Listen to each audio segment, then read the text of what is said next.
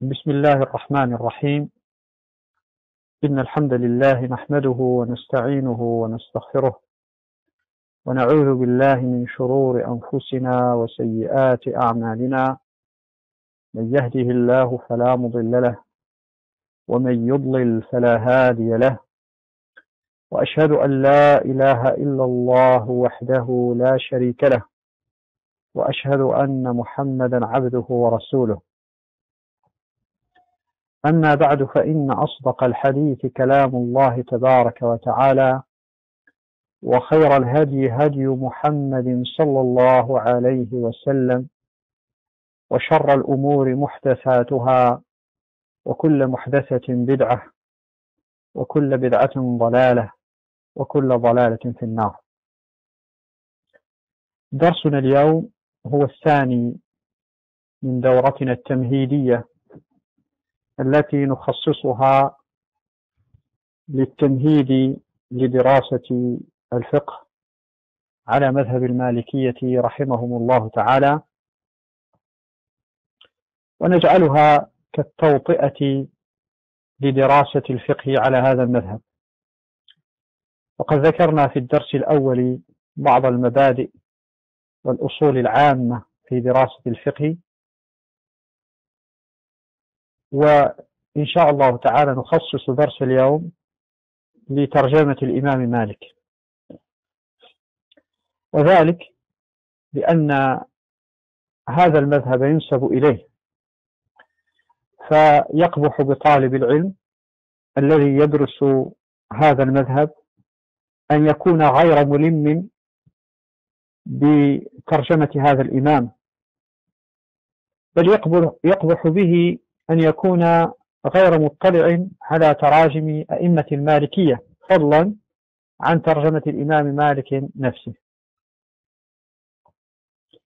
ونحن لا يمكننا أن نحيط بترجمة الإمام مالك في هذا الدرس ولا في دروس متعددة، لأنه من الأئمة المشتهرين الذين انتشر علمهم في الآفاق، وحدث عنهم جمع من العلماء والأئمة، وانتشر علمهم وظهر فضلهم ووقع الإجماع عليهم.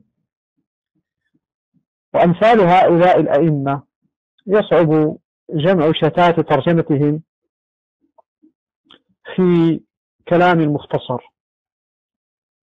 وقد تكفل خلق من العلماء بالترجمة للإمام مالك، سواء أكان ذلك بالترجمة المفردة في كتاب خاص، أو بالترجمة له في كتب التراجم العامة، أو في كتب طبقات الفقهاء أو طبقات المحدثين أو نحو ذلك.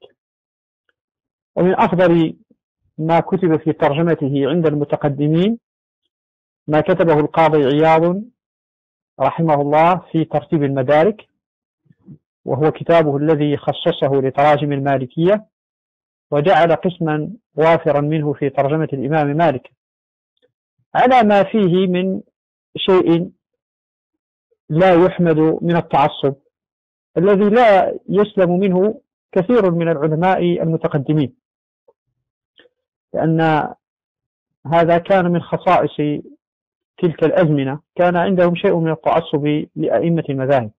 لكن هذا لا يشكل على طالب العلم، وهو إن شاء الله تعالى يعرف الحق من الباطل في هذا الباب.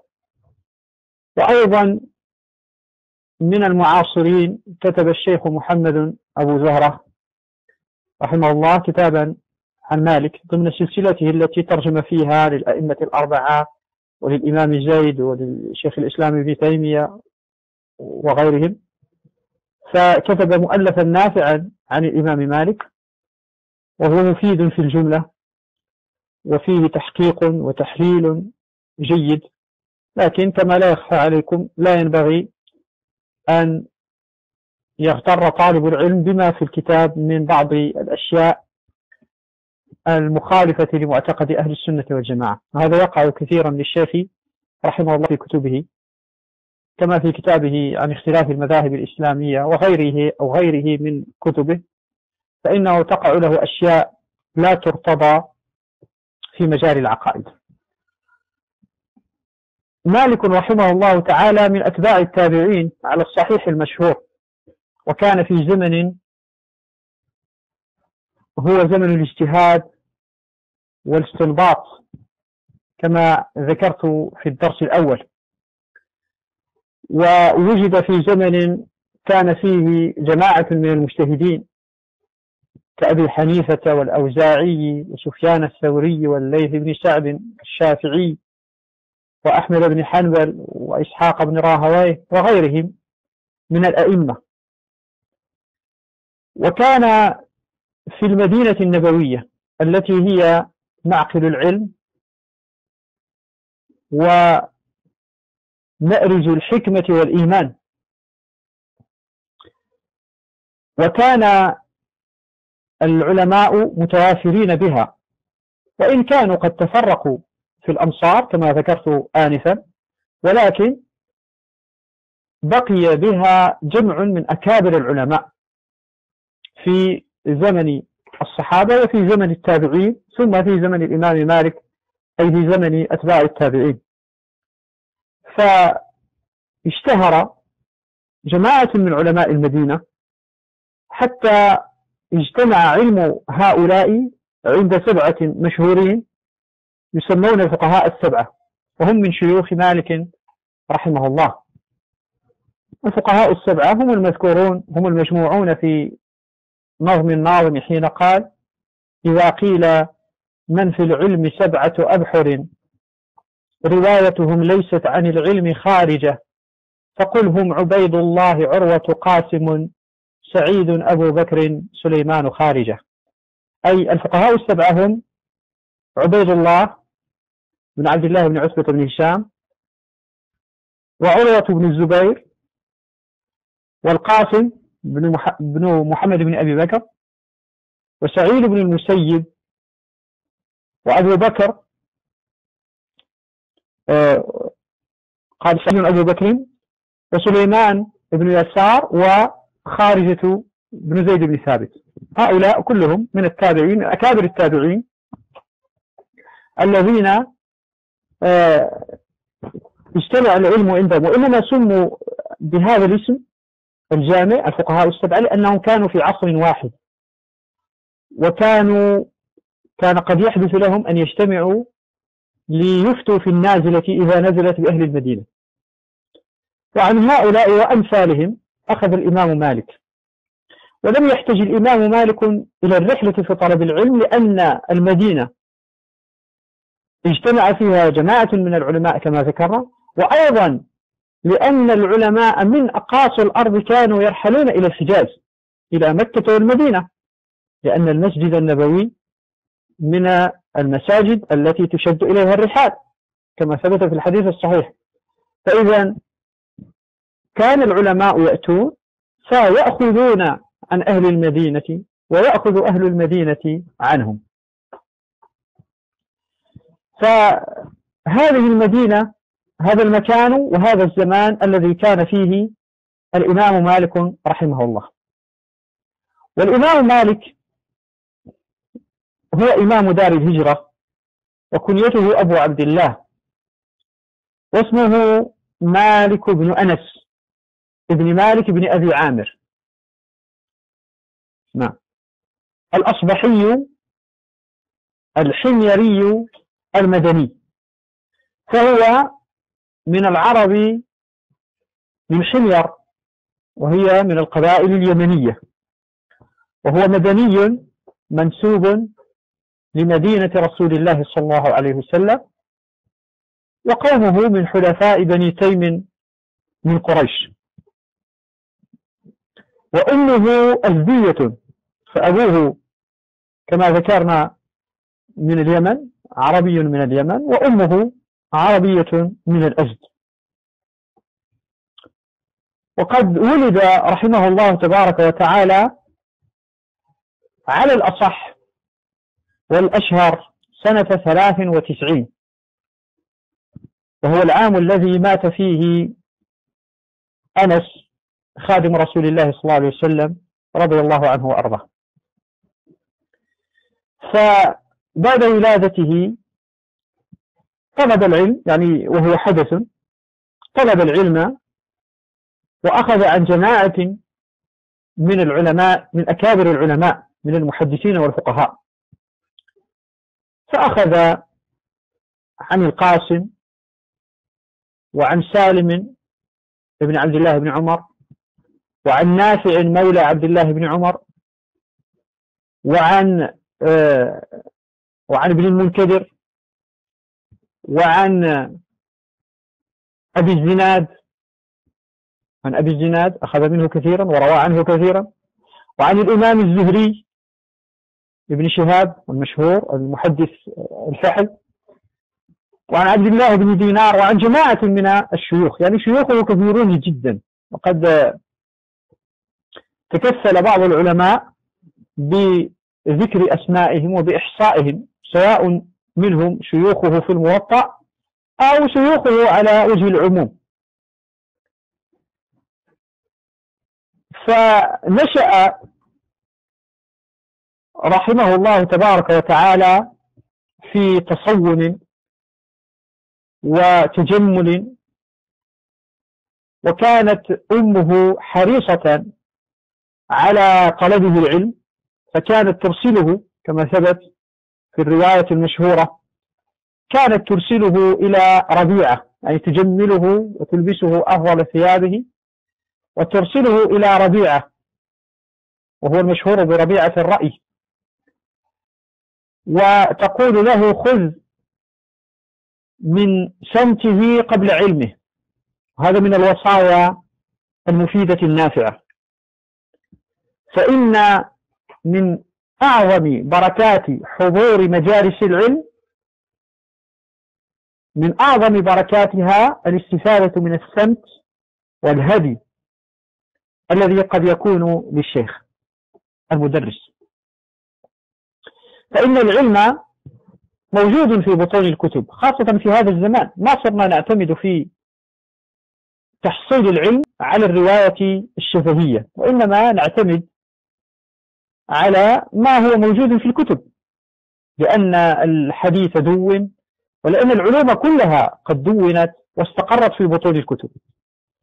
فصارت أهمية الشيوخ من جهات أخرى غير تحصيل الرواية، من جهة التأدب وتعلم السمت الحسن وأخذ الهدي والاستفادة من النصائح العلمية والدعوية والمنهجية، وأيضا الاستفادة من الشيخ في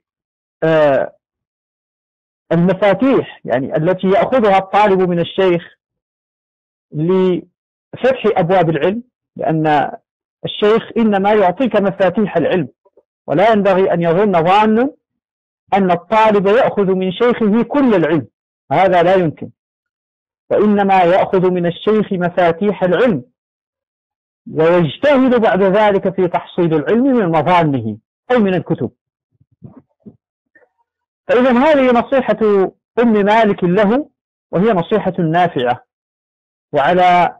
وعلينا أجمعين أن نستفيد منها ما أمكننا وما استطعنا إلى ذلك سبيلا. فطلب مالك العلم وهو ابن يعني بضع عشرة سنة، وما لبث أن تأهل للإفتاء، وصار ممن ينظر إليه ويستفتى ويرجع إليه في النوازل، وله 27 سنة تقريبا، 21 سنة أو شيء كهذا. وقصده طلبة العلم من الآفاق يأخذون عنه العلم ويستفيدون منه ويحدثون عنه رحمه الله تبارك وتعالى. وقد سئل مالك عن قضية تصدره للفتوى، فقال: ما تأهلت أو ما أجبت في الفتوى حتى سألت شيوخي هل ترونني موضعا لذلك، أو كما قال، يعني سأل شيوخه خصوصا ربيعة الذي كان يعني يرجع إليه كثيرا، وأيضا يحيى بن سعيد وغيرهما فسألهم، يعني سأل كل واحد منهم هل تراني موضعا للفتوى؟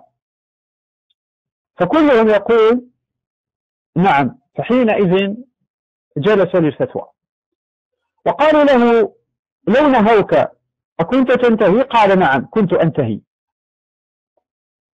هذه قاعدة أصلها الإمام مالك، يقول لا ينبغي للرجل أن يتصدر للفتوى أو للتدريس حتى يشهد له من هو أعلم منه من شيوخه أو من غيرهم أنه أهل لذلك، وإلا فلو فتح المجال، لو فتح هذا الباب على مصراعيه لتصدر غير المتأهل، وهذا فيه من الضرر على الدين وعلى العلم ما فيه.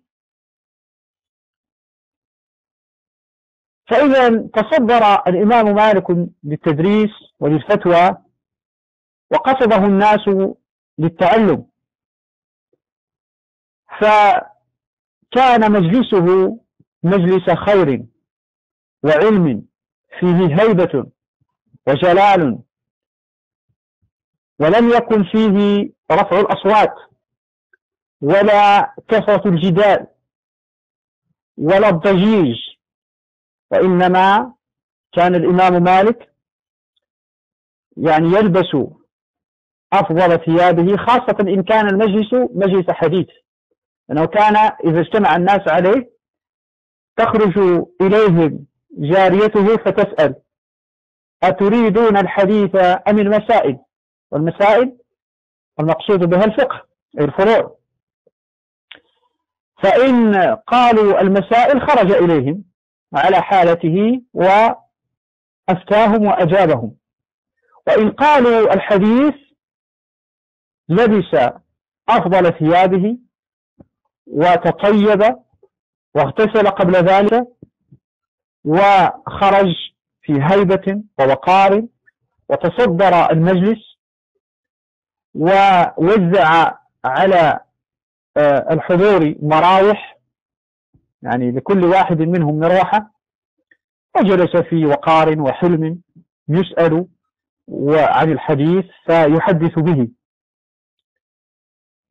فيسأله التلامذة عن الأحاديث ويجيبهم، وقد يأذن لبعضهم أن يقرأ عليه، وإن كان هو الغالب أنه هو الذي يقرأ،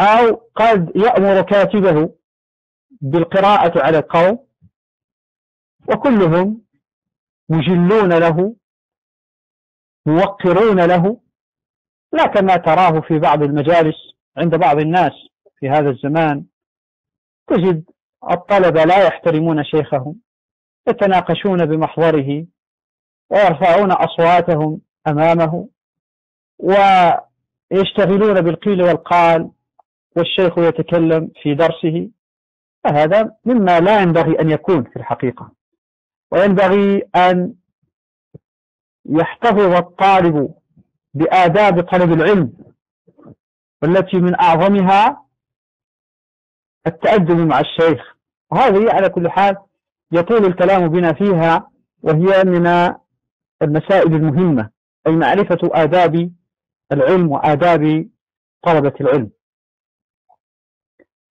فكان هذا المجلس هكذا عند الإمام مالك، وكان يقرأ كما قلنا كاتبه، وكاتبه مشهور هو حبيب ابن أبي حبيب المعروف بكاتب مالك بن أنس، وهو على كل حال ضعيف في الحديث، لكن كان يقرأ على الإمام، فإذا أخطأ يفتح عليه الإمام مالك، وهكذا.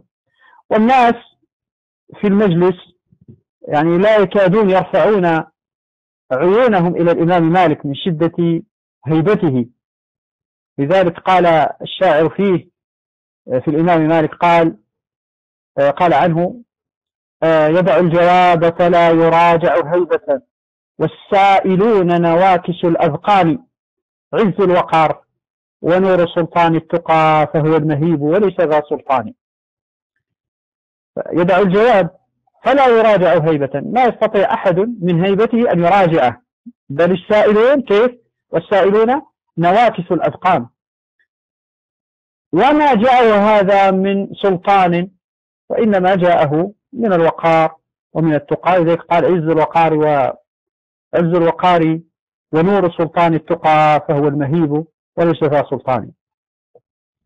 وكان يحضر المسجد فيشهد الصلوات ويشهد الجمعة والجنائز وغير ذلك، ويجلس إلى المسجد ويجتمع عليه أصحابه في المسجد، لكنه بعد ذلك بعد أن مرت الأيام ترك الجلوس في المسجد، وكان يصلي وينصرف، ثم بعد ذلك ترك الجمعة وترك الصلاة في المسجد وكل ذلك. وحين سئل عن سبب ذلك قال: ليس كل أحد يقدر أن يتكلم بعذره، ليس كل أحد يقدر أن يتكلم بعذره. فقال بعض العلماء: لعل السبب في ذلك أنه أصابه سلس بول، فكان يعني يتهيب أن يدخل مسجد رسول الله صلى الله عليه وسلم وهو على غير طهارة، فيخشى أن يكون ذلك من الاستخفاف بمسجد رسول الله صلى الله عليه وسلم، فلذلك ترك الصلاة بالمسجد رأسا لأجل هذا العذر. لعل هذا هو السبب. وعلى كل حال هو يقول: ليس كل أحد يقدر أن يتكلم بعذره، فنقف عنده. كان الإمام مالك مهيبا كما ذكرنا، وكان مهيبا أيضا مع الحكام، مع الطلبة ومع الحكام أيضا. فما كان رحمه الله تعالى يخشاهم، وكان يقول عليه رحمة الله: ما دخلت على ملك من الملوك إلا نزع الله هيبته من صدري، ما دخلت على ملك من الملوك إلا نزع الله هيبته من صدري. وقد عاصر الإمام مالك جمعا من الملوك، لأن حياته تقريبا مقسمة تقريبا بالنصف بين الدولة الأموية والدولة العباسية، فشهد شيئا من الدولة الأموية وشيئا من الدولة العباسية، لكن زمن اشتهاره وتصدره للعلم كان في زمن العباسيين. لذلك كانت له لقاءات مع أكابر الخلفاء العباسيين، مع أبي جعفر المنصور ومع المهدي ومع هارون الرشيد. فمن الأشياء التي وقعت له مع أبي جعفر المنصور أنه دخل عليه فكان يقول له، فقال له أبو جعفر: والله لو بقيت لأكتبن قولك كما تكتب المصاحف ولأبعثنه إلى الآفاق لأحمل الناس عليه. يقول: لو بقيت لكتبت قولك، يعني قول الإمام مالك، ولا أمرت به ولبعثت به إلى الآفاق لأحمل الناس عليه. ولكن الإمام مالكا ما كان يرضى ذلك بطبيعة الحال. لكن هذا يدل على أن الملوك وكبار الخلفاء كانوا يعظمونه ويعرفون قدره.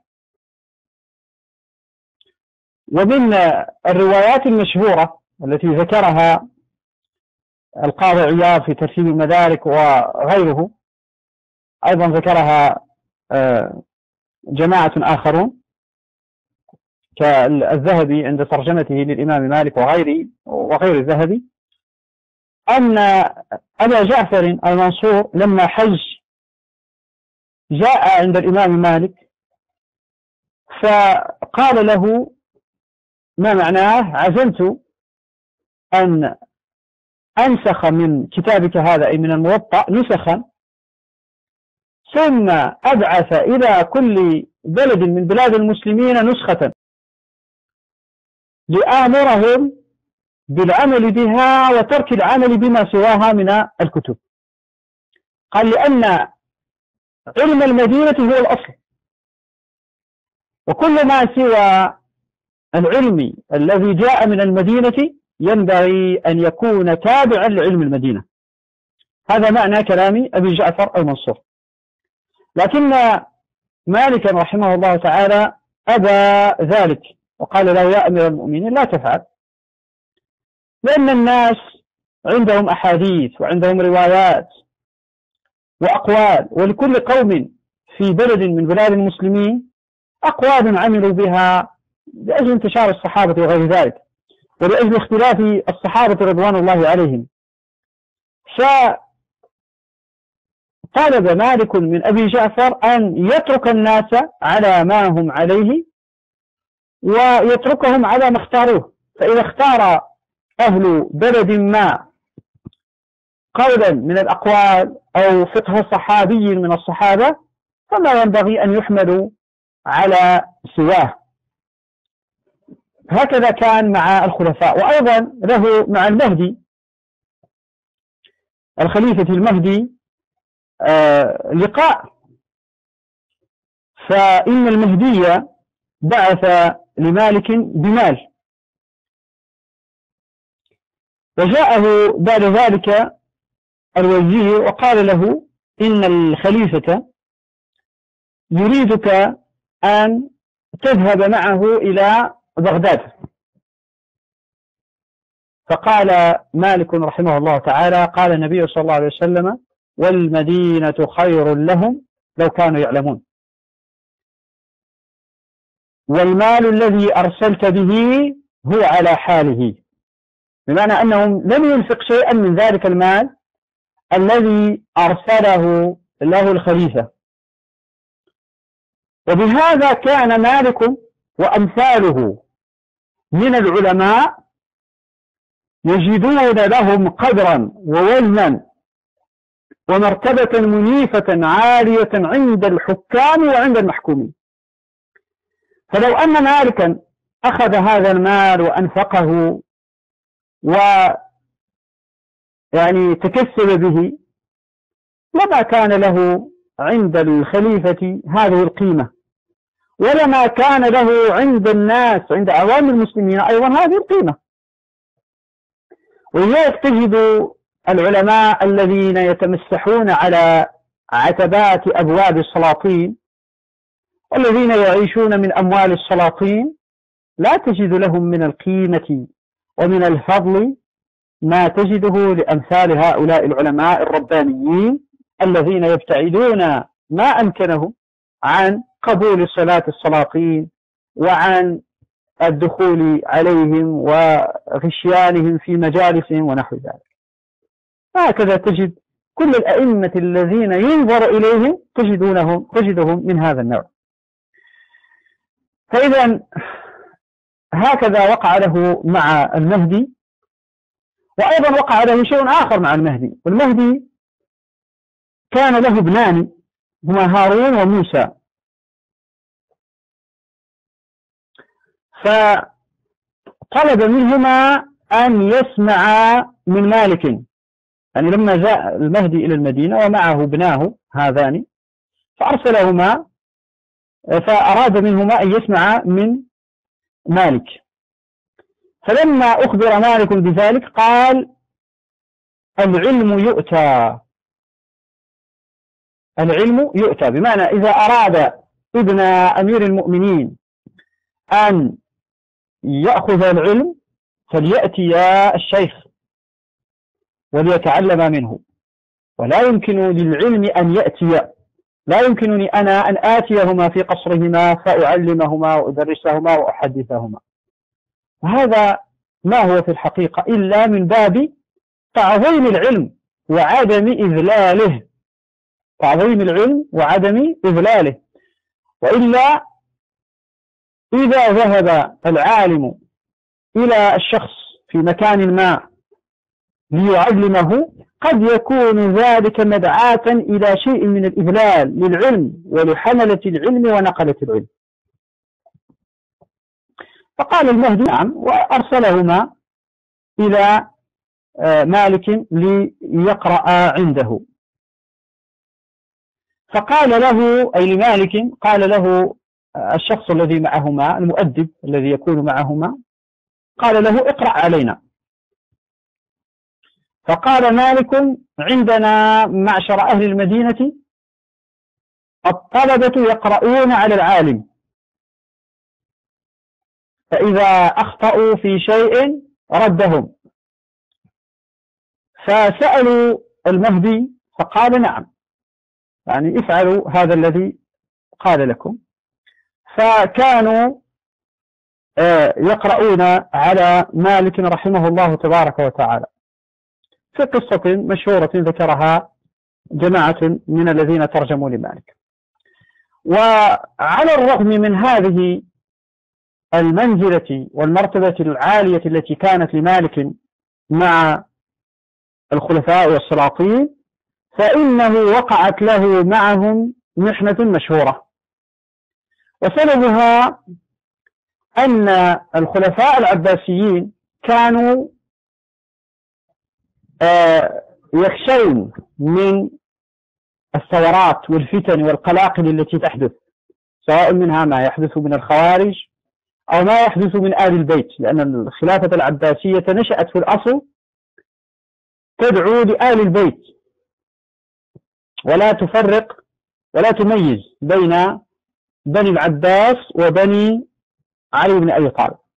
لكن استأثر بنو العباس بالحكم والخلافة، فكان آل البيت من بني فاطمة يخرجون بين الفينة والأخرى، كما وقع لزيد بن علي وكما وقع لمحمد النفس الزكية ويعني وجماعة آخرين.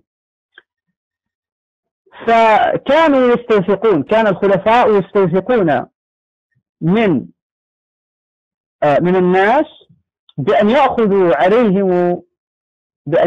عليهم البيعة في بعض الأوقات يستوثقون من ذلك بالطلاق ونحو ذلك. يعني مثلا يقول الشخص، يقولون له إذا تبايع فلان وإذا خرجت عليه مثلا أو نقضت بيعته فامرأتك طالق مثلا، هذا هو المقصود، ويكون ذلك من قبيل الإكراه.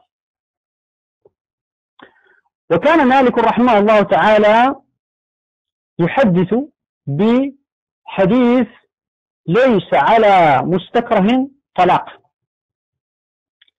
ليس على مستكره طلاق، يعني بمعنى أن الشخص إذا أكره على ذلك فإنه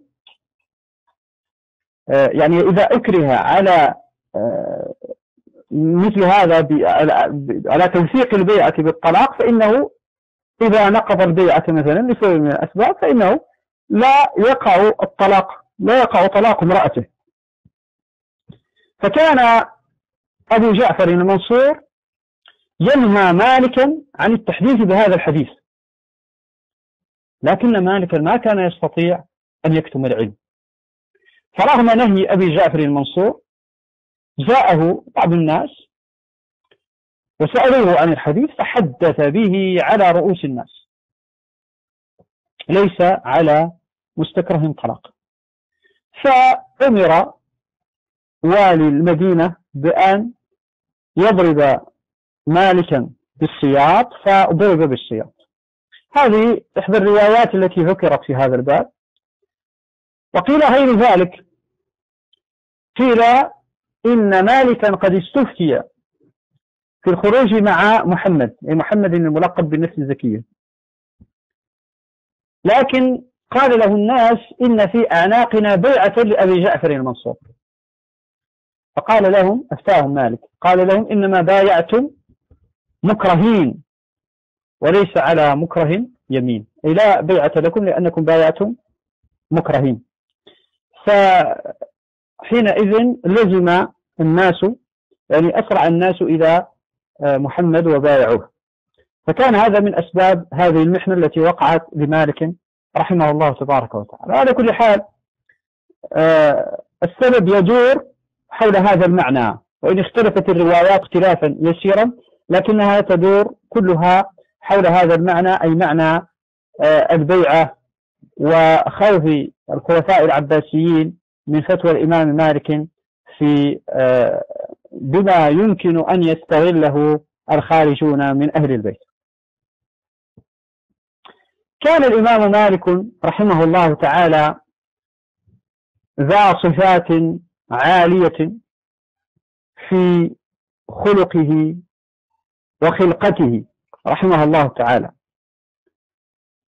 فكان كما وصفه من عاصره وعاينه طوالا جسيما عظيم الرأس يعني الهامة، وكان أشقر، وقال بعض الناس إنه كان أزرق العينين،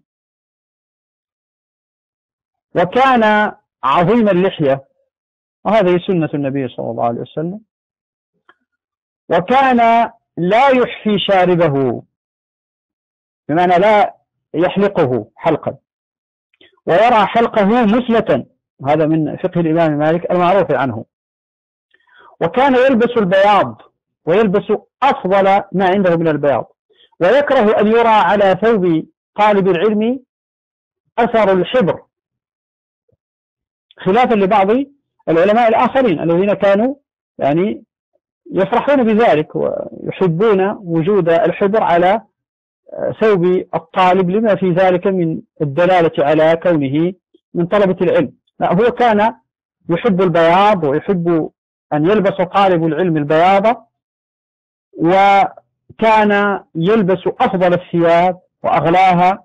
على كل حال كان هو ميسورا خاصة في أواخر حياته، فكان يلبس ثيابا عجيبة تشبه ثياب الملوك، حيث إذا رآه شخص أو حسبه من أكابر القوم ومن الملوك. وهذا من الأشياء التي يمكن أن يستدل بها أيضا في آداب العالم، يعني من الحسن ومن الجيد أن يسعى العالم إلى أن تكون له هيبة عند عوام المسلمين، لأن بعض العوام يتأثرون بالمظاهر كثيرا، فالتواضع شيء حسن لا شك في ذلك، ولكن لا يتنافى التواضع مع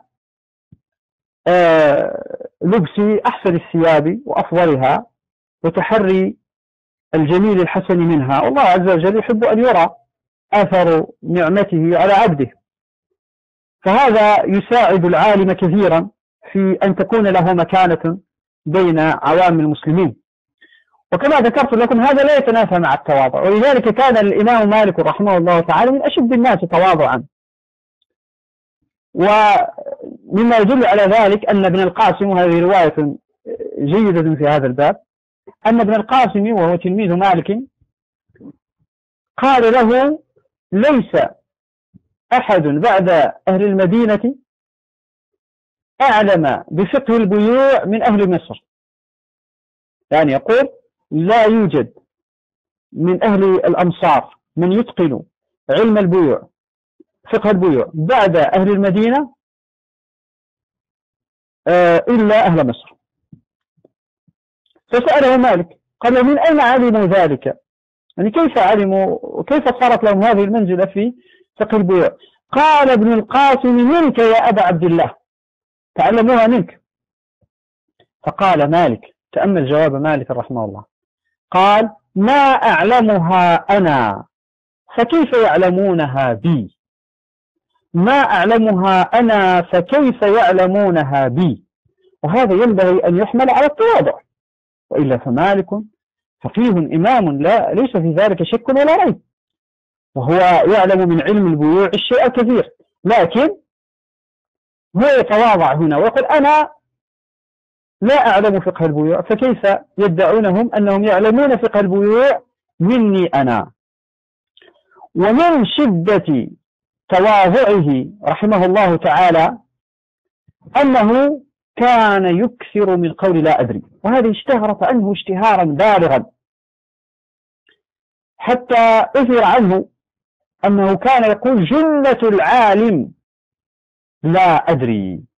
الجنة في اللغة الوقاية، أي الوقاية والحصن الحصين والدرع الواقية التي يستتر بها العالم هي ماذا؟ هي قول لا أدري. جنة العالم لا أدري. قال فإذا أغفلها أصيبت مقاتله. فإذا أغفلها أصيبت مقاتل. المقاتل هي الأعضاء في الجسد التي إذا أصيبت سببت الهلاك والموت. ونظم بعضهم هذا المعنى بقوله: ومن كان يهوى أن يرى متصدرا ويكره لا أدري أصيبت مقاتله. ومن كان، هذا من البحر الطويل، ومن كان يهوى أن يرى متصدرا ويكره لا أدري أصيبت مقاتله. وقد سئل مالك عن 48 مسألة فأجاب في 32 بلا أدري. تأمل هذا المعنى جيدا، فإنه لا مثيل له في العلماء المتقدمين، ولا مثيل له من باب أولى عند المتصدرين في هذا الزمان. لا يكاد يوجد عالم الآن تطرح عليه 48 مسألة يجيب في 32 بلا أدري. هذا لا يوجد. العالم اليوم والمتصدر اليوم بعلم أو بغير علم يجيب في أكثر من 99% من الأسئلة التي توجه إليه. وهذا شيء خطير، لأنه إما أن يكون علمه أكثر من علم هؤلاء العلماء المتقدمين، وهذا محال حسا وطبعا وشرعا وعقلا، وإما أن يكون في الحقيقة متسرعا في الفتوى أو متصدرا أو الله أعلم. يعني هناك أشياء في أمراض القلوب كثيرة في هذا الباب، يعني يخشى مثلا أن يقال عنه لا يدري، أو يستحي أن يقال عنه لا يدري، أو غير ذلك من الأمور. فقط لفهم هذه المسألة حق الفهم، المقصود هنا بالأسئلة هي الأسئلة التي تحتاج إلى اجتهاد وتحري، كمسائل النوازل مثلا. وإلا مثلا إذا جئنا إلى عالم في هذا العصر وسألناه في المسائل التي ضبطت ومحصت وحققت مئات المرات ودرسها هو في المتون وفي الكتب وعنده فيها علم يقيني من العلماء ويعلم اختلاف العلماء فيها ونحو ذلك، هذا لا يدخل في هذا الباب. لكن الذي يدخل فيه هو الأشياء المستجدة التي تطرح على العالم وليس له بها سابق علم ولا سابق خبرة. هذا في الحقيقة ينبغي أن يتورع عن الإسراع في الجواب فيها، ولا حرج عليه، ولا ينبغي أن يستحي أن يقول لا أدري وسأبحث وسأسأل وسأتأمل المسألة، هذا لا إشكال فيه. مالك كان يكثر من ذلك، بل كان يوصي الناس بذلك، كان يوصي الناس بذلك. وقد روى عن عبد الله بن يزيد بن هرمز أنه كان يقول: ينبغي للعالم أن يورث جلساءه قول لا أدري. ينبغي للعالم أن يورث جلساءه قول لا أدري. فإن هذه مسألة جيدة جدا نستفيدها، لأننا في الحقيقة الآن ما نترجم لمالك فقط لأجل ذكر القصص وتسجية الوقت.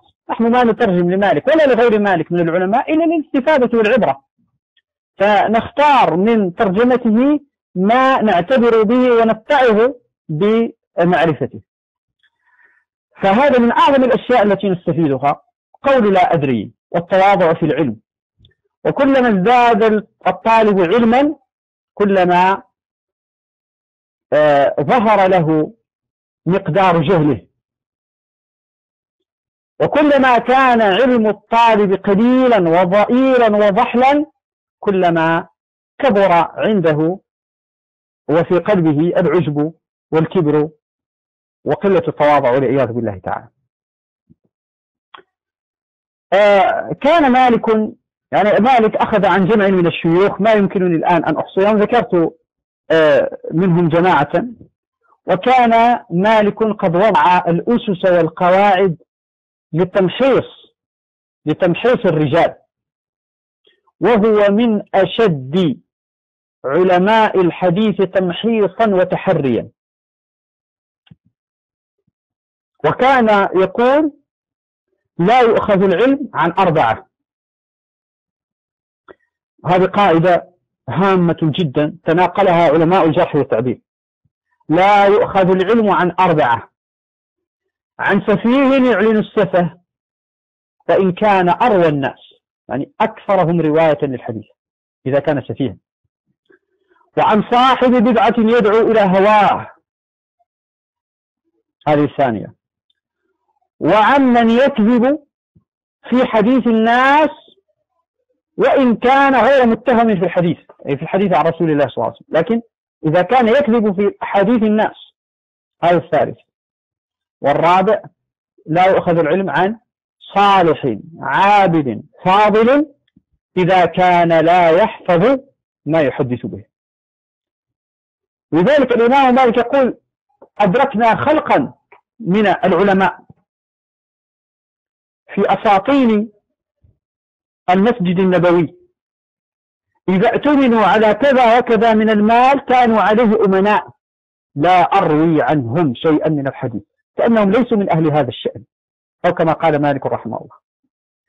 بعبارة أخرى، الإمام مالك كان يتحرى في الشيوخ، ولذلك ذلك في موطئه كما سيأتينا إن شاء الله تبارك وتعالى، لذلك كان موطئه من أنقى الكتب وأصحها، لأنه وفوق ذلك يعني كان ينقح الموطأ وينقص منه سنة بعد أخرى ويوما إثر آخر. هذه القواعد التي وضعها الإمام مالك هي التي جعلت الناس يحرصون على حديثه. الراوي الذي يأخذ عمن هب ودب يصبح الناس شاكين في روايته، لكن إذا رأوا أن الراوي محقق منقح ممحص يأخذ عن الشيوخ الأفاضل الرواة المتقنين ويتنكب طريق الضعفاء والمجاهيل والمستورين، إذا كان الشيخ كذلك فإن تلامذته يحرصون على حديثه. ولذلك حرص علماء الحديث على حديث مالك وجعلوه في أعلى درجات التوثيق رحمه الله تبارك وتعالى. وكان مالك كغيره من علماء السلف الصالح شديد الاتباع للسنة النبوية وللهدي النبوي، كارها لكل ما يبعد عن هذه السنة، فكان يكره الجدل والمراء، وكان يبتعد عنه ويكرهه ويبغضه ويبغض أهله. وقد اشتهر عن الإمام مالك رحمه الله تبارك وتعالى قوله: أكلما جاءنا رجل أجدل من رجل تركنا ما نزل به جبريل على محمد صلى الله عليه وسلم لجدله. وهذا يقع لبعض الناس في هذا الزمان، يقع في كثير من المسائل العقدية التي يقع فيها الخلاف في هذا الزمان. ترى الطالب يعرف الحق في المسألة، يعرف الحق في المسألة العقدية بدليله المأخوذ من الكتاب أو من السنة أو من إجماع السلف الصالح رضوان الله عليهم. الآن استقر الأمر عنده، ولكنه ما يرضى بذلك، فتجده يناظر ويجادل ويبحث عن أقوال المخالفين، وقال فلان وقال علان، وسمعت الشيخ الفلاني في الشريط الفلاني يقول كذا وكذا، فتجده يتحرى مثل هذه الأمور ويكثر النظر فيها، ومثل هذا قل أن تسلم له عقيدته والعياذ بالله تعالى، قل أن يسلم إلا أن يتغمده الله تعالى بتوفيق منه وحماية منه سبحانه وتعالى. لذلك يقول: أفكلما جاءنا رجل أجدل من رجل تركنا الحق الذي جاء به جبريل على محمد صلى الله عليه وسلم لجدله. ما ينبغي أن نشتغل بجدل هؤلاء. ولذلك كان مالك إذا جاءه شخص من هؤلاء المبتدعة يقول له أن أنا فعلى بينة من ديني، وأن أنت فشاك، فاذهب إلى شاك مثلك وجادله. أنا على بينة. هذه البينة من أين أخذتها؟ أخذتها من الكتاب، من السنة، من شيوخي، من السلف الصالح رضوان الله عليهم.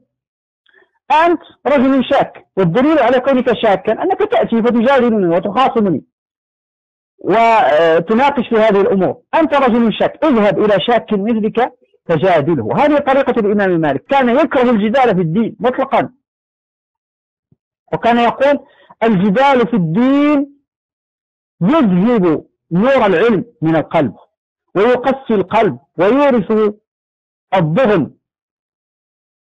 مفهوم؟ فكان الإمام مالك إذن محبا للاتباع، كارها للجدل، محبا للاتباع، كارها للابتداع في الدين. وكان يتمثل كثيرا قول الشاعر، هذا من الأبيات الحسنة: وخير أمور الدين ما كان سنة، وشر الأمور المحدثات البدائع. وخير أمور الدين ما كان سنة، وشر الأمور المحدثات البدائع.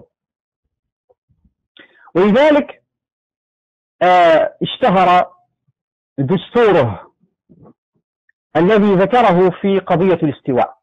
هي كلمة وفق فيها رحمه الله تبارك وتعالى توفيقا ما بعده توفيق، فصارت دستورا سلفيا لكل من جاء بعد الإمام مالك رحمه الله تبارك وتعالى من أهل السنة والجماعة. وذلك أن رجلا جاء عند مالك فسأله: يا أبا عبد الله، الرحمن على العرش استوى، كيف استوى؟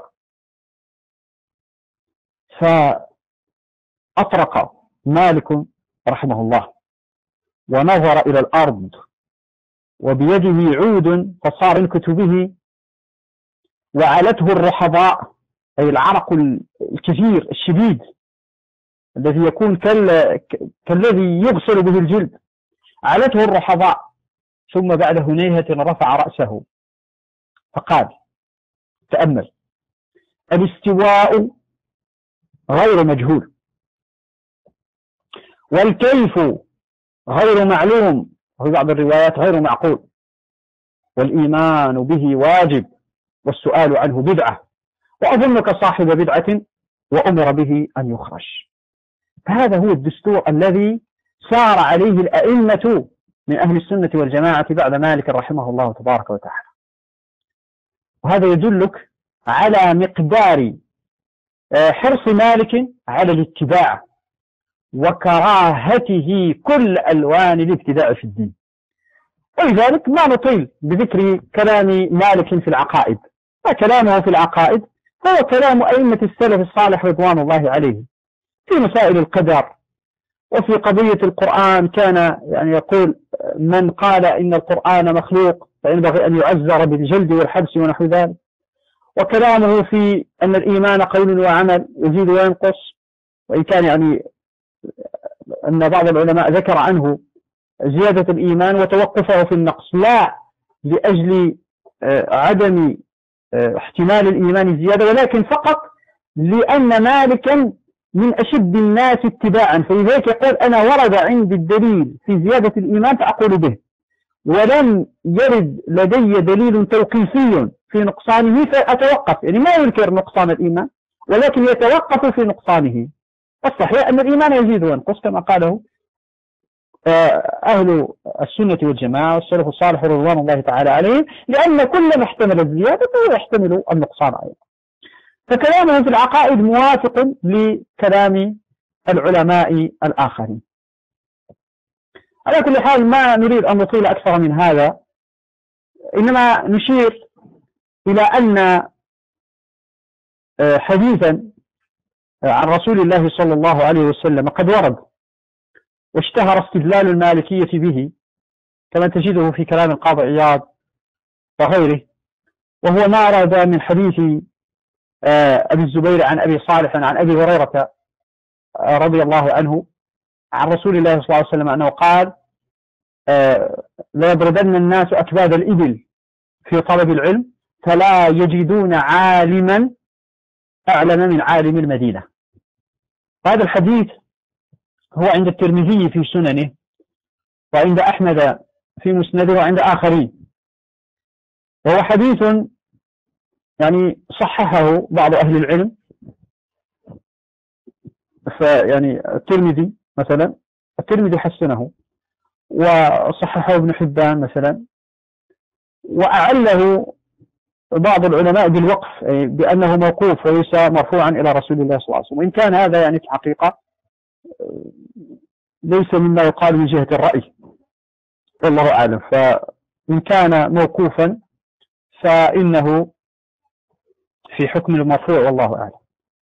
هذا الحديث أثر عن جماعة من السلف منهم سفيان بن عيينة أن المقصود به مالك رحمه الله تعالى.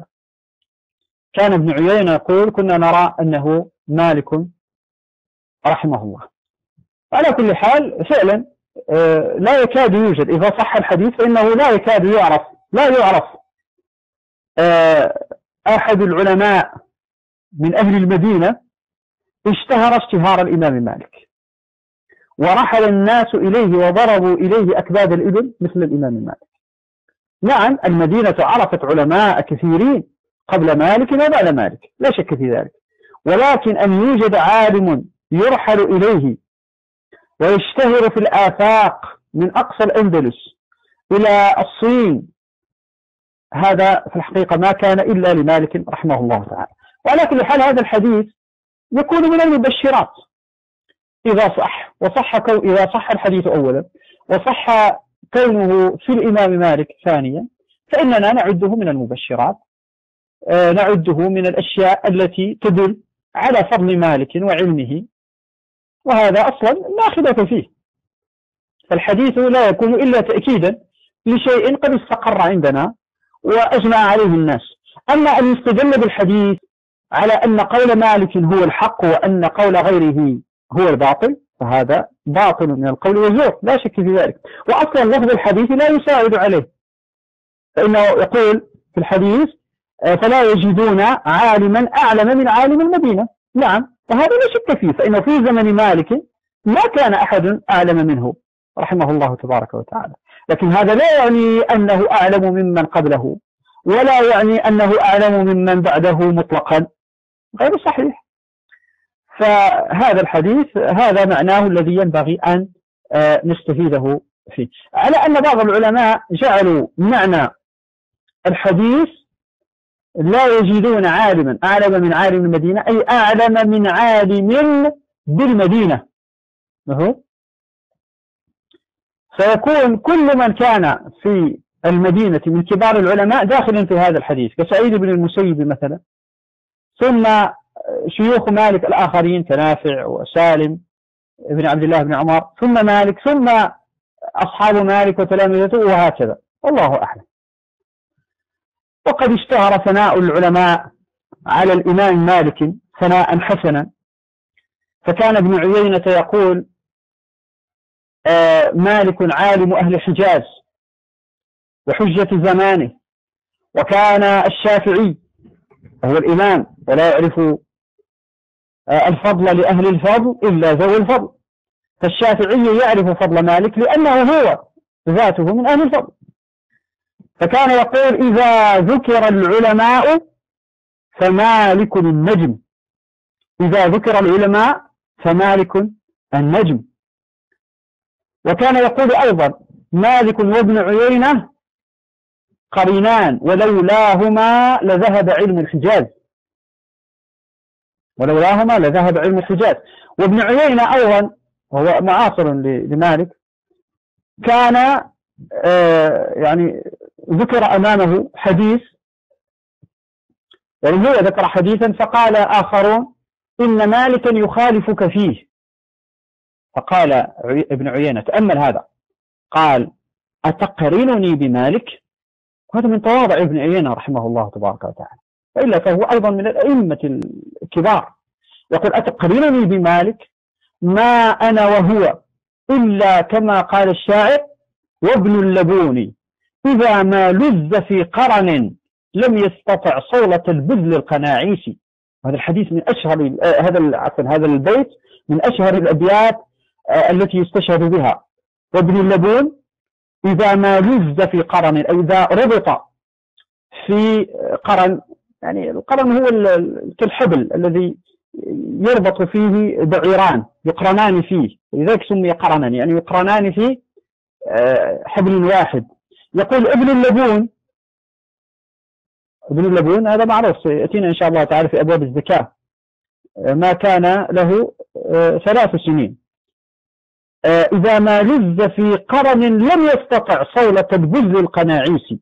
والبذل جمع بازل، وهو البعير الكبير في السن، يعني الذي وصل إلى سن يعني بسن 9 تقريبا، نعم أظنه في السن 9، نعم. والقناعيس جمع قنعاس، الجمل القوي العظيم. يعني يقول ابن اللبون ما يمكنه أن يدرك منزلة البازل القنعاسي. فكذلك هذا يضرب مثلا، هذا البيت يضرب مثلا لكل مقارنة بين شخصين مثلا يكون أحدهما أفضل من الآخر، فيقول ما مثلي ومثله إلا كما قال الشاعر وابن اللبون إذا ما لز في قرن لم يستطع صولة البذل القناعيسي. وأيضا الشافعي يقول مالك معلمي وعنه أخذت العلم. وأيضا أثر عن الإمام أحمد أنه ذكر مالكا فقدمه على الأوزاعي وعلى سفيان الثوري وعلى الليث وعلى آخرين في العلم. وكان أحمد يقول هو إمام في الفقه وإمام في الحديث، وهذا صحيح، فإن مالكا من العلماء القلائل الذين جمعوا الفقه والحديث. وكان يحيى بن معين يقول مالك من حجج الله على خلقه، وإلى آخر. يعني الأقوال في ثناء العلماء على مالك كبيرة جدا، لا يمكن أن يحاط بها. وفي قضية اللي ذكرت الآن، قضية الفقه والحديث والرأي وغير ذلك، الإمام أحمد جاءه رجل فسأله، عندنا رجل يريد أن يحفظ حديث رجل بعينه، يعني يريد أن يحفظ الحديث. فقال أحمد بن حنبل يحفظ حديث مالك. قال له فرأي، يعني شخص يريد أن يحفظ رأي عالم من العلماء. قال أحمد رأي مالك. إذا أراد أن يحفظ الحديث عليه بحديث مالك، وإذا أراد أن يحفظ الرأي ويتعلم الرأي فعليه برأي مالك. ومعروف أن الإمام أحمد كان يفضل رأي مالك على الرأي الذي كان سائدا في العراق. توفي الإمام مالك رحمه الله تبارك وتعالى سنة 179 للهجرة، وولد كما ذكرنا على المشهور في سنة 93، فيكون عمره يعني 89 لما يكون عمره لما مات 89 رحمه الله تبارك وتعالى. ودفن بالبقيع في مدينة رسول الله صلى الله عليه وسلم.